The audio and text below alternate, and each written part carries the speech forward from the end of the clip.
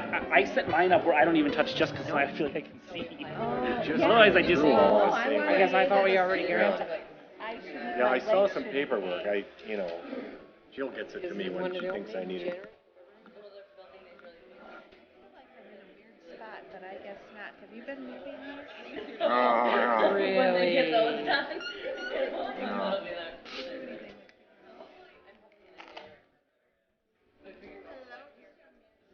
I'm not telling anybody anything because it's been moved so many times that I'm like,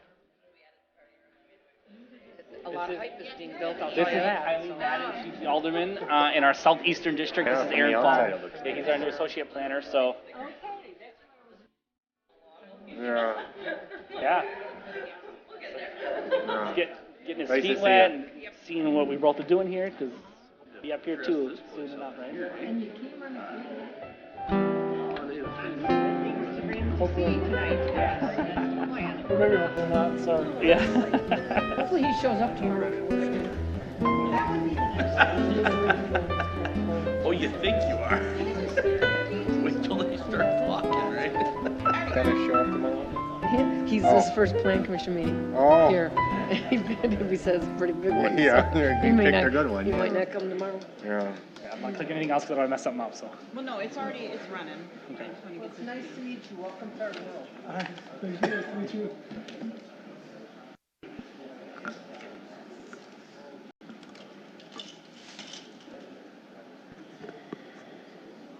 All right, all the parts are Everything running. is ready? Okay. I'm going to call the Plan Commission meeting to order, Tuesday, December 4th, 2018, at 6 o'clock p.m. Would you please rise and join me in the Pledge of Allegiance? I pledge allegiance to the flag of the United States of America and to the republic for which it stands, one nation, under God, indivisible, with liberty and justice for all.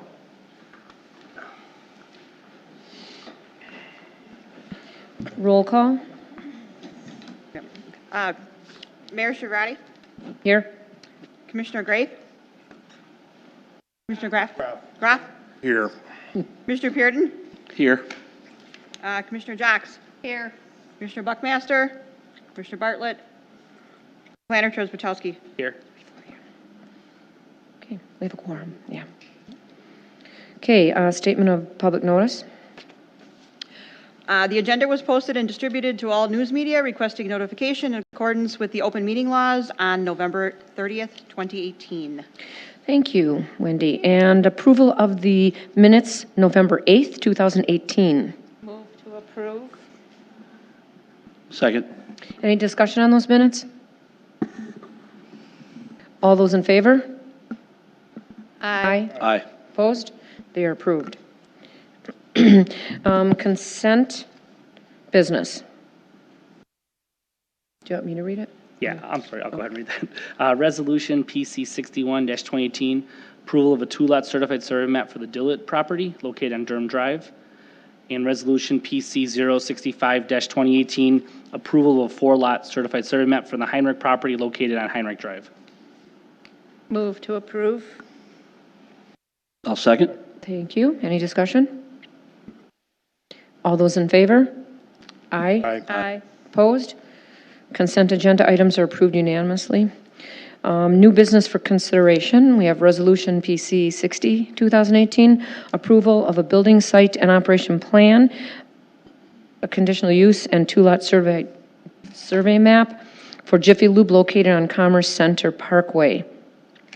Move to approve. Wait, does Adam need to go first? Yeah, I can, yeah. Either way. One thing I'll say first. Okay.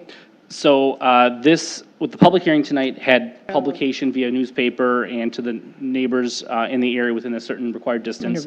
But due to an issue with not having a public hearing posted on the agenda, the public hearing for the conditional use grant can't happen tonight. We can still talk about this item. We can still potentially approve the building site and operation plan in the CSM, which is what our recommendation is they have some staff here from out of town.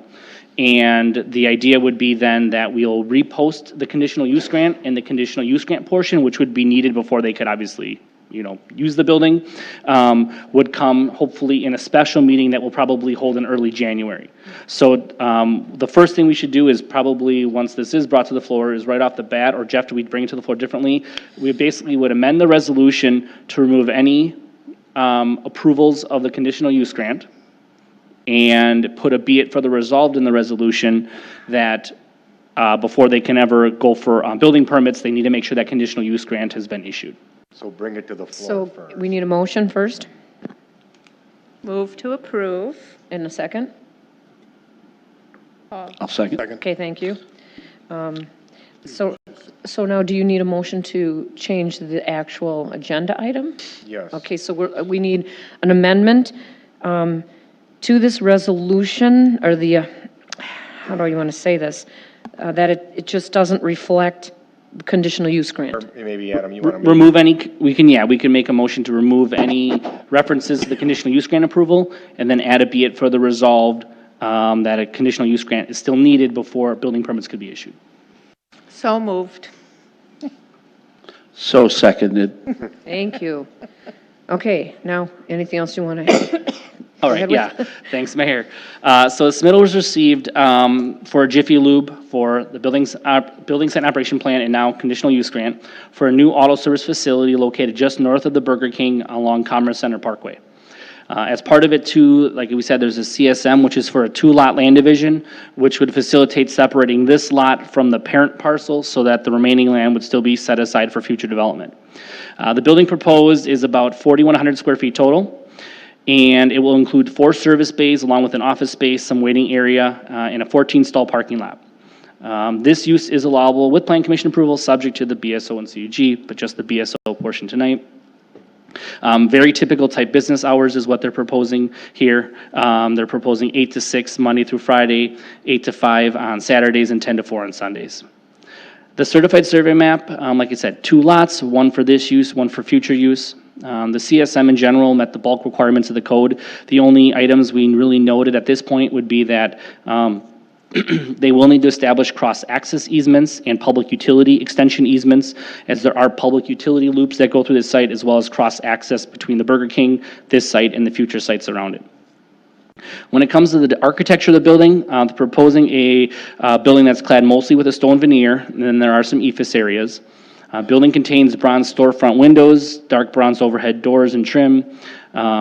Overall, the total masonry percentage on the building is 68%. Some elevations are as high as 82% masonry. There is one elevation that's below the 50 at 38. But when you look at the total, you're looking at a 68% masonry number. Even though that there is that one elevation, understaff was okay with that, given that the other sides have so much more masonry, and overall the design works with the building overall. A couple things that the city has noted in this, the north elevation, staff thought lacked a little bit of architectural detail, and as such, the resolution states that the north elevation should contain some type of architectural detail, maybe such as a possible window element with or without spandrel glass, so whether it's functional glass or not, just something to give it that external elevation a little more breakup, which would be very similar to the opposite elevation that's on this building. This also then helps give that four-sided architecture feel that we really want to see in the building.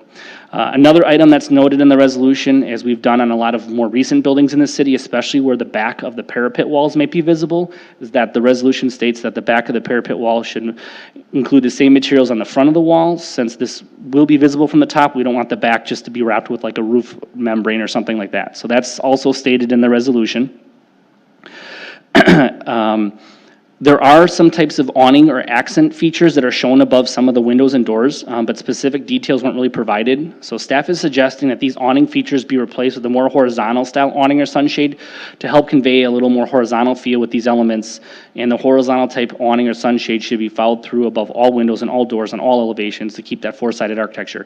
In doing some research, there's a handful of Jiffy Lubes we came across that have similar materials that use these more horizontal type awnings and sunshades, and they really look nice on the buildings. So that's why we have that in the resolution.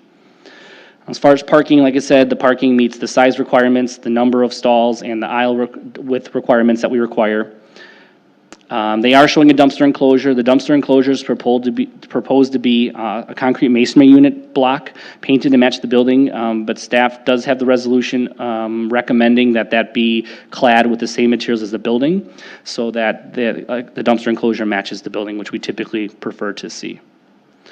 They do show landscaping on the plan. Final landscaping gets reviewed at building permit time, but we are noting more equally spacing some street trees out because they're kind of clustering them a little more, as well as making sure that 6 foot tall or taller arborvitaes or evergreen type trees are screened around the transformer, as well as any kind of ground or wall mounted mechanicals. They are showing some signage. The BP1 district in which this is located allows 3% of each wall area for signage. Some of their signage is well above that. They also show some kind of large bands of signage, which staff is recommending, probably by necessity because of the 3% rule, be reduced to not detract from the overall architectural appearance, and probably more sticking just to their name and logo as done in other parts of the building.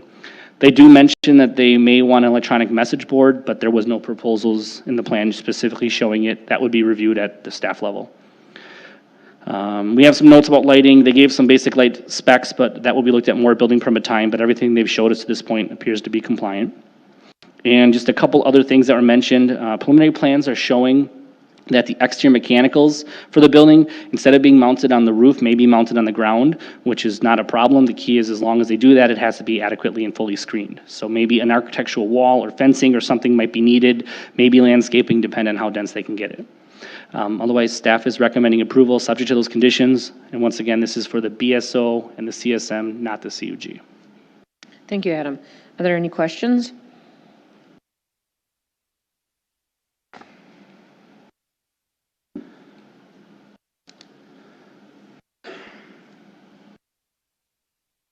I hear none. So with that, all those in favor? Aye. Aye. Aye. Opposed? Is approved unanimously. Okay, then we have Resolution 62, 2018, excuse me, PC resolution.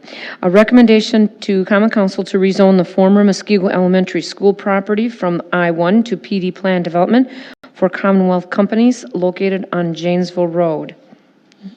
Motion, please. Move to approve? Second. Thank you. Adam, did we want you to go first, or? Have the applicant, I think Jeff wanted. Yeah, have the applicant come up. Yes. Okay. Commonwealth, you want to come up and? Oh, you're gonna have to turn that on. Yeah. There we go. Hi, my name is Kevin McDonald. I'm Vice President of Development for the Commonwealth Companies. I'm excited to be here tonight, so thanks for having me. So just start off and give you guys a little bit overview on who we are. We started in 2001. We're based in Fond du Lac, and while our roots are in Wisconsin, and about 90% of what we've done to date is in Wisconsin, we are now have a nationwide footprint, and we're operating in about 14 states across the country. We're a long-term owner. We've never sold a project that we've developed. We've developed over 60 projects, so we're very proud of that. We're a long-term partner in the communities that we develop in. We're also as a developer, we were recently ranked the number 23 ranked affordable housing developer in the nation. And in addition to being a developer, we're an in-house general contractor and property manager.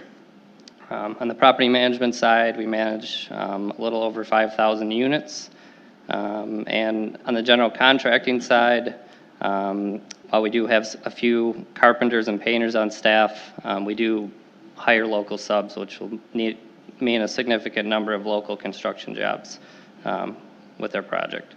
And then on the property management side, our goal is to always have an on-site property manager, so they can be the eyes and ears on the neighborhood for us. This project is no exception. We will have a fully staffed on-site property management office, and we do full criminal and financial background checks, and residents must make 2.5 times the rent. And so, yeah, we're very excited for the opportunity to adaptively reuse the former Muskego Elementary School. to provide housing for the community. Our plans call for redeveloping the historic school by utilizing historic tax credits and rental housing tax credits, and we're really excited to be a part of it. Our historic adaptive reuse plans call for 22 units within the school with a mix of 1 and 2 bedroom units for seniors. And then we have 18 new construction 2-story townhouse style units that will have individual entries and attached garages on the balance of the site. We have 1 10-unit building, and then there's another 8-unit building as part of the townhouse style units. As I previously mentioned, the project will have on-site property management, we'll have an exercise room, computer room, community room.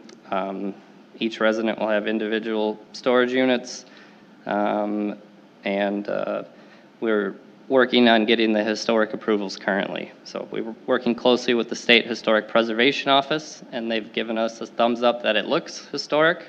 So that's a huge step in the right direction in order for the historic preservation plans to finalize.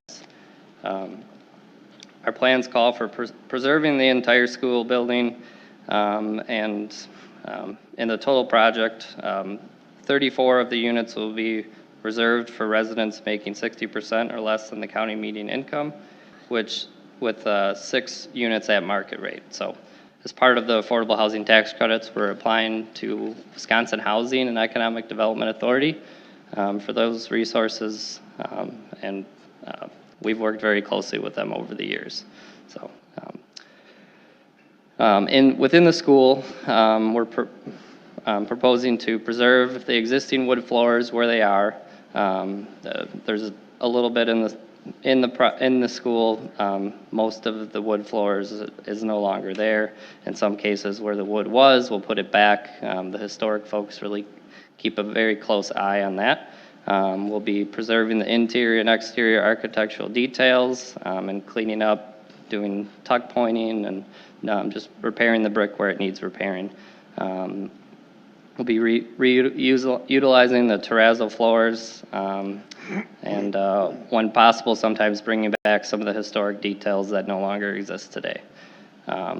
Original chalkboards will also be preserved and will provide unique features within the apartment units. The apartments will also be certified Wisconsin Green Built homes to ensure environmentally friendly and efficient apartments for the residents to enjoy while keeping discretionary spending in the pockets of the residents of Muskego.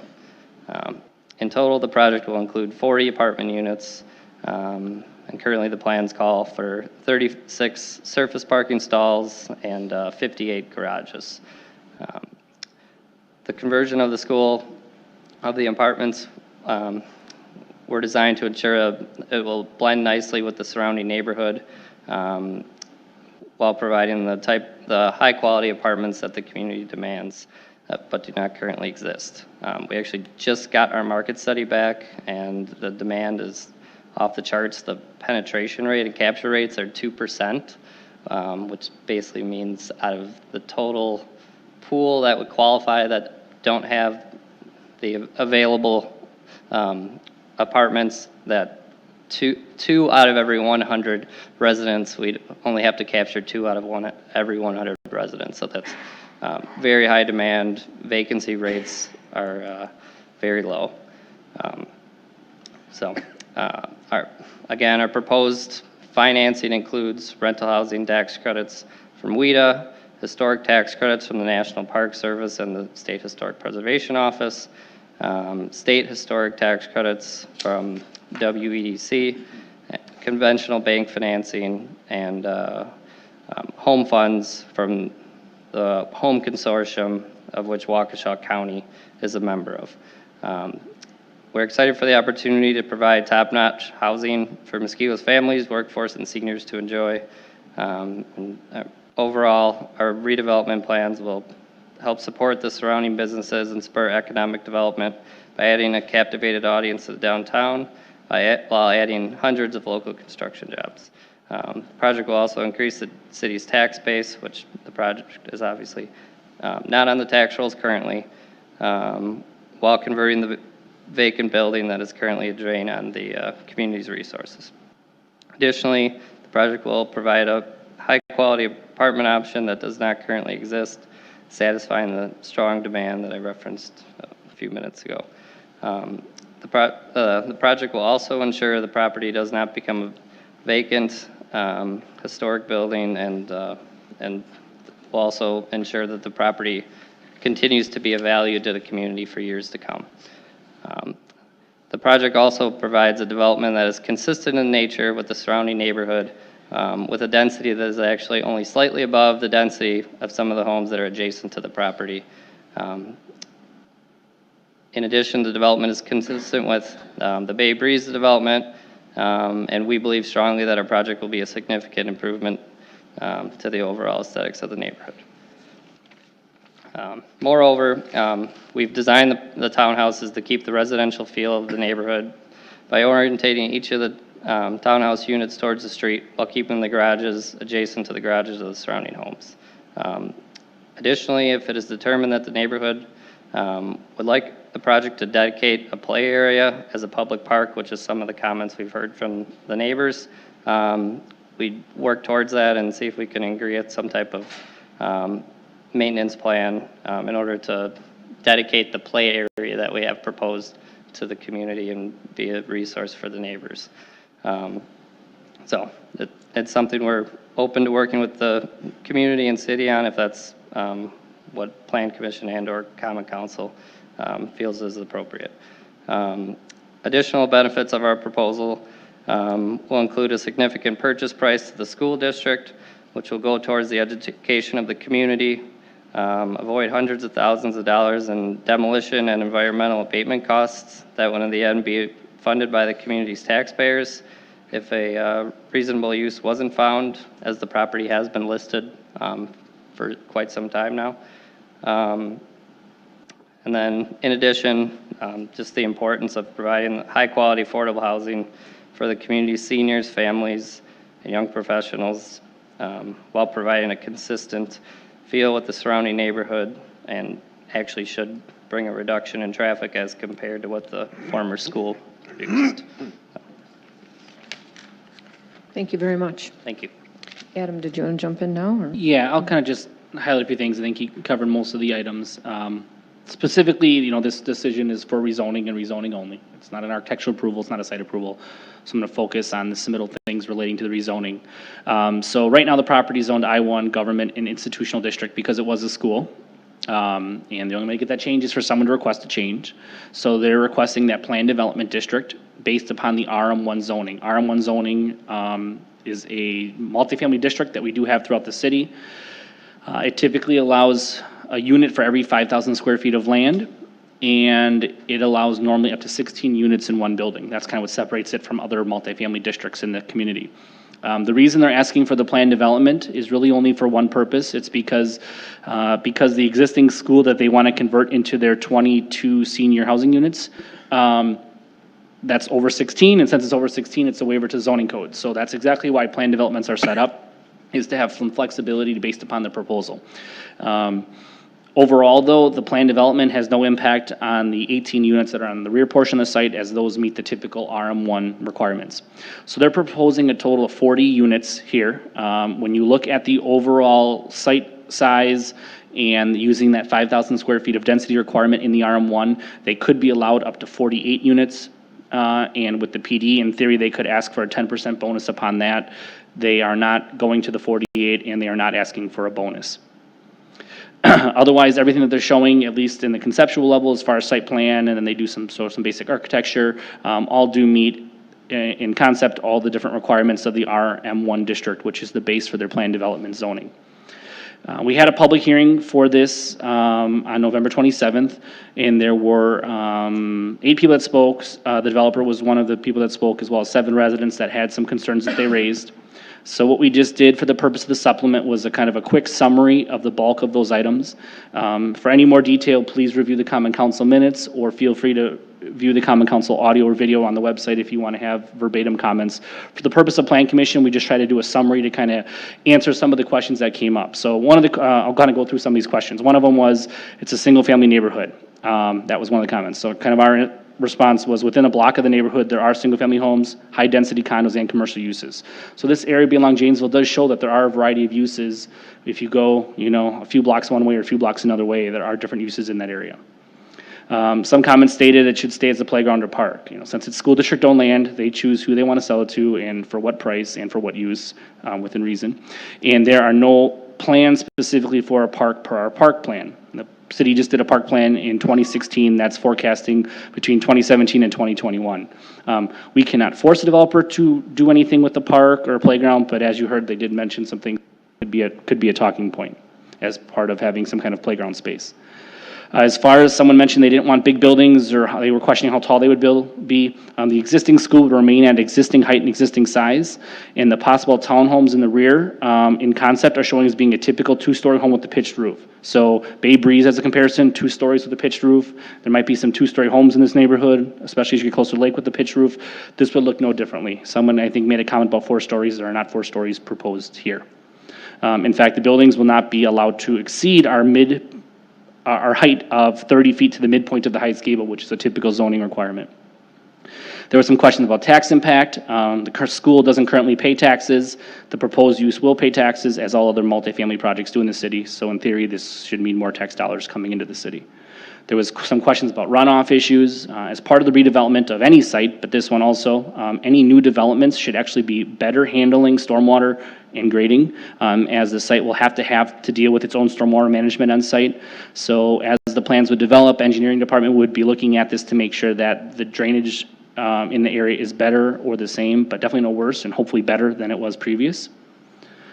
There were some questions about who pays for improvements. Any improvements that service this development will be the expense of the developer. I'm not exactly sure if there are any public improvements or what would be needed yet, but if there are any, it would fall into the developer's hands, not the public. Questions about do we need to move more senior housing? The city does not regulate how much senior housing we have. Developers, if they want, can age restrict the development, but the city cannot require age restrictions. Someone questioned the land being donated to the school and can they actually sell it. The school district does own the property legally. They choose who they want to sell it to and for what price.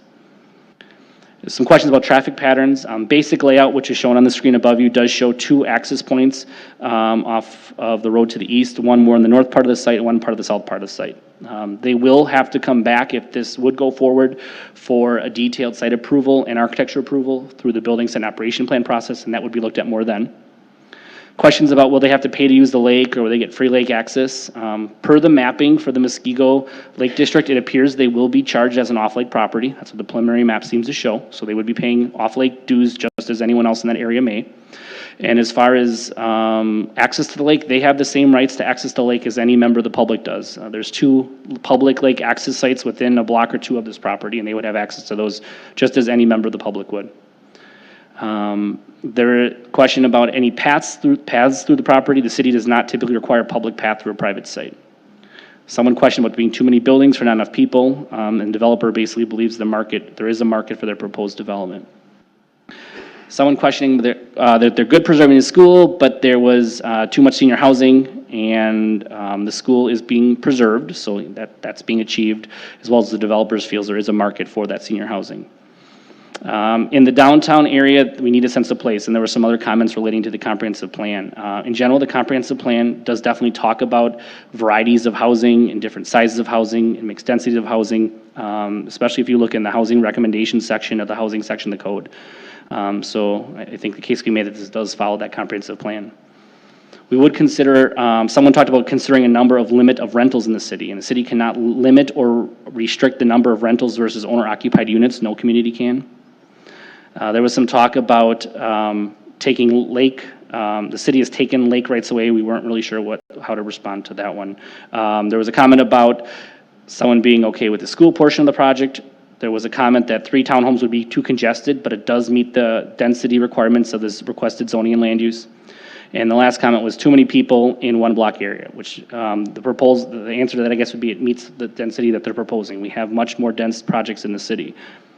That's really all we have from the city side. Based upon the submittal that was submitted as part of the packet, staff was recommending approval subject to approval of a building site and operation plan through the Plan Commission.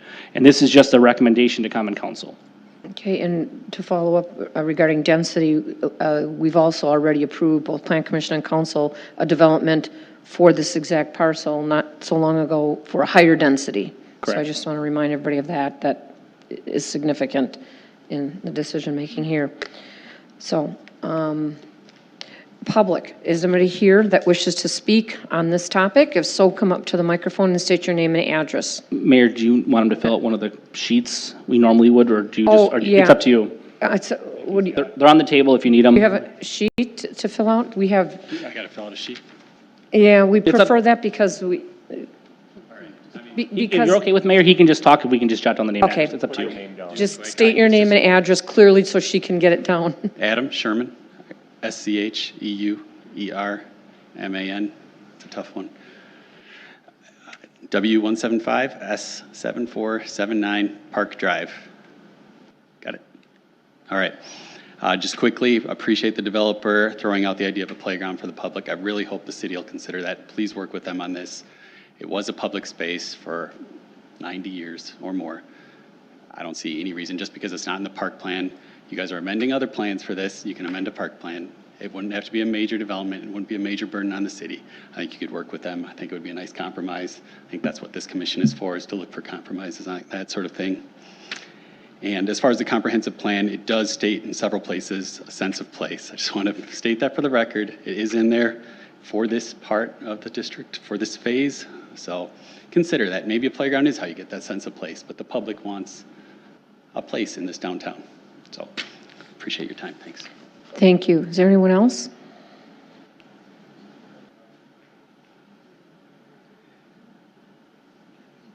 Okay. The commissioners? No? Okay. There's no more public comment then at this time. So is there any discussion by the commissioners?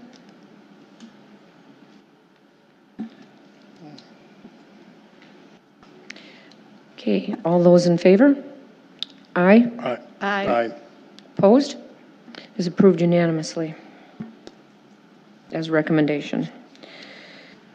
Okay, Resolution 63, 2018, recommendation to Common Council to rezone property from B4 to M1 located on North Cape Road. Move to approve? Second. Any discussion? Or, Adam, I'm sorry. You That's okay. first. Thank you, Mayor. So the rezoning request here is for rezoning from a B4 Highway Business District to an M1 Light Industrial District.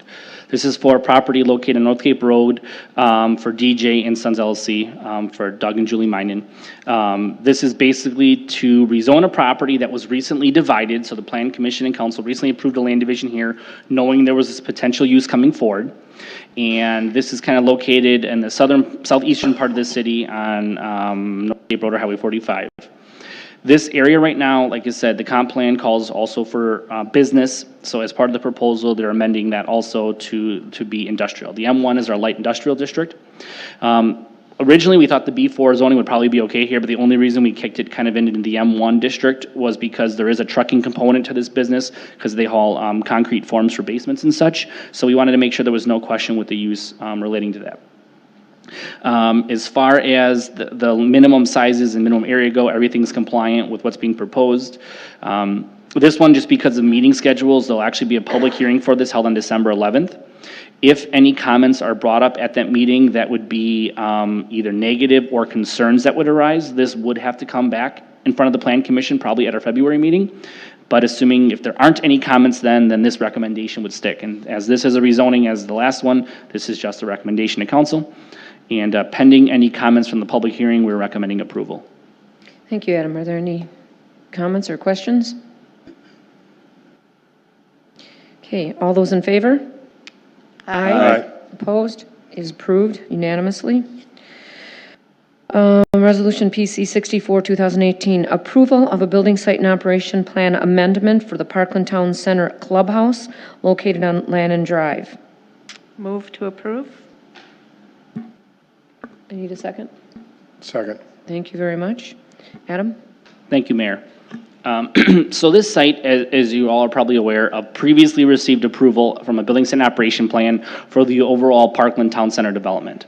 As part of the development, near the apartment buildings, there was always talk of having a clubhouse and a pool. And there was always general locations shown, but there was never specifics as far as like the exact building design. So they are looking at building the clubhouse, and when that conversation started, we realized that, well, let's come to Plan Commission, make sure everything's good with the design, so that we move forward smoothly. So in the packet in front of you, you'll see the plans, site plan, landscape plans, elevations, what they're looking at for the building. Building's 40 by 40 in size. It kind of fits between the existing parking and drive lanes in the intersection of stormwater ponds, kind of in the northwest part of the site. It's interior to the site, so you really won't see this much, if at all, peeking behind the buildings from Landon or Janesville. It's really more internal to the site, as it makes sense. It's to serve the residents of the apartment. The building will include leasing office, fitness center, kitchen, restrooms, dressing room, gathering area, and space for private events and activities. There will be a pool outside this feature. All of these, the building and the pool, will be controlled via locked access or key fob access to make sure it's only used by people who should be there, and keep anyone that shouldn't be there not in there. As far as the resolution goes, one of the things that we just noted was that there was no details shown relating to any kind of mechanicals, which there may not be a lot because the building isn't that big, but making sure that any mechanicals are properly screened. But in general, the building that's proposed very much mirrors the main building. If you look at it, there's kind of three main materials used on the main buildings. If you see on the elevation drawings, those same three types of materials are used. It has similar corner elements, kind of towery kind of elements that are used on the main building. So if you look at the renderings and the drawings, you'll see it's very complementary to the buildings that are already on that apartment portion of the site. Since this is tucked back by those, it really makes sense. But overall, staff is recommending approval. Thank you, Adam. Any other questions or comments? Okay, all those in favor? Aye. Aye. Opposed? It's approved unanimously. Okay, PC 66, 2018, discussion of a conceptual land division for the Amon property located on South Danoon Road.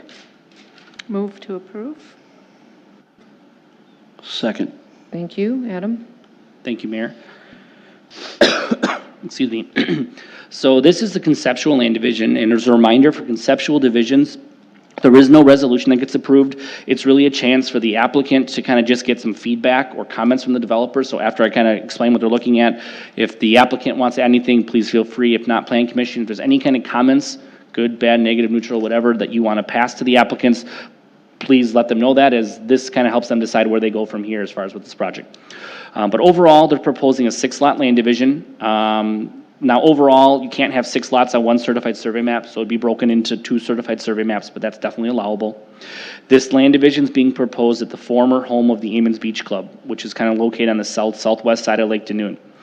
The property has been vacant for a while. The owners cleared off the old buildings. The owners, at their own will, rezoned the property from a Lakeshore Business District to a single-family RS2 district back in December of 2012 to help make sure these future plans and what was more conducive for the neighborhood would end up there. I think everyone realized the bar probably wasn't the best in the neighborhood, and now you're looking at the residential use moving forward for that neighborhood. So what they're proposing with the RS2 zoning, the zoning that's already there is the RS2. What that requires is 20,000 square foot lots or larger with city sewer, and a minimum average width of at least 110 in width and at least 80 feet of road frontage. The proposal that's in front of you, at least running our basic numbers, does appear to meet those requirements. Out of the 6 lots, 3 of the lots would front on Lake Danoon and would have typical lake access. 3 of the lots would not front the lake, and those 3 that are not on the lake would not be allowed to access the lake. The city's code is actually very specific that if you don't actually have lake frontage, you cannot get access to the lake via an easement or something. So the 3 that are off the lake will be off lake, and the 3 that are on, and it's really that straightforward and that simple with this layout. The total lot's about 7.1 acres, has about 610 feet of road frontage and about 261 feet of lake frontage. The code does not call out a minimum amount of lake frontage. So what this developer did was basically took their frontage of the lake and divided it equally into about 87 feet per lot. But staff doesn't really see any major issues with this as long as they break it into the 2 proper CSMs. One item to note is Lot 3, which is kind of in the center, has a convergence of a couple different easements in the area where the building pad is probably most feasible, so that might have to be looked at a little bit, but there's probably a way to work with that as long as the building pad is defined. So any comments the Plan Commission has to the applicant, please make them known so they kind of know where they should go from here. Anything to add? Any comments?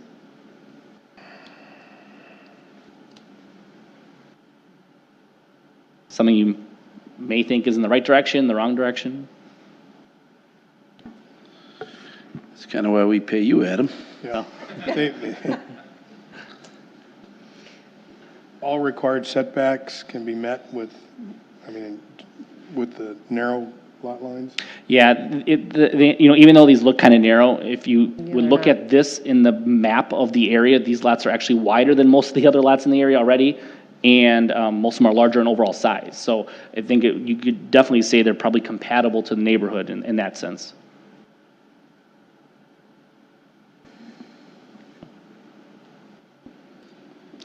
Again, it's pretty straightforward, I think, so. Okay. Nothing else? Do you want to, you don't want anything else? It's just conceptual? Really, no, I There's mean, nothing it's to just vote for the on? applicants to kind of Okay. know, I think, So we had 'em- I think the okay. consensus is that they don't seem to really have any issues. Well, it's probably I've news got you won't other before. questions for that applicant, but not pertaining to this. Okay, then, thank you. Resolution PC 67, 2018, approval of building site and operation plan amendment for the MW Marine property located in College Court. Move to approve? Second? Thank you. Adam? Thank you, Mayor. So this proposal is for basically a storage facility for MW Marine. They currently have a storage facility located just down the road on College Avenue, just east of here. And they've outgrown that need and have a further need for outdoor storage and some indoor storage for things like boats and RVs. So this site they're looking to purchase. There's 2 buildings on site. The rear building, they would be occupying in a very short order. If this goes forward, they would do indoor storage in the back building. The front larger building currently has some tenants in it, including, I believe there's a tree care company and Jensen Environmental. They still both have current leases, so I think they'll still be there for the time being, and obviously if they stay there however long is up to them and the landlord. But those units would still be used by those tenants. And then what the landowner would do would be to enclose the entire property with a solid vinyl style fence for screening purposes. It would be somewhere in the range of 6 to 8 feet. Either one of those I think would be suitable per what our code is allowed and what we've approved in the past. So they'd be looking to screen the property, put some gates in front while still keeping access for the other users on site, at least at this time. And then in the outdoor area, per the site plan, they kind of allocate where stuff would be stored. Staff really didn't see any issues with this. I mean, this type of use is allowed in the industrial zoning that is present there. They're looking to enclose it, which is typically something we wanted to see, so that, not that this area is, full of houses or anything, but so that it's visually screened. And the only thing we really noted in the resolution was that any changes to the site or operations, or any changes to the building, or any changes that would impact how the existing tenants use the site have to be kind of taken into consideration. We want to make sure that the existing tenants still can use the site as needed, at least until the term when their leases may expire. But other than that, we're recommending approval. Thanks, Adam. Any questions? Okay, all those in favor? Aye. Aye. Opposed? Is approved. Any miscellaneous business, Adam? Not really. The only thing I just quickly mention is we have Aaron here. So Plan Commission members, this is Aaron Fall. He's our new associate planner. So you'll be seeing him around the office and around these meetings. So if you see him, say hello. That's it. Thanks. And I recognize that our city attorney joined us this evening in case there were any kind of questions. So some of you know him, Jeff Worchel. Very easy for me tonight. Yes, very easy for you tonight. So, okay. With that, is there a motion to adjourn? Move to adjourn? Second. All those in favor? Aye. Aye. Opposed? We are adjourned.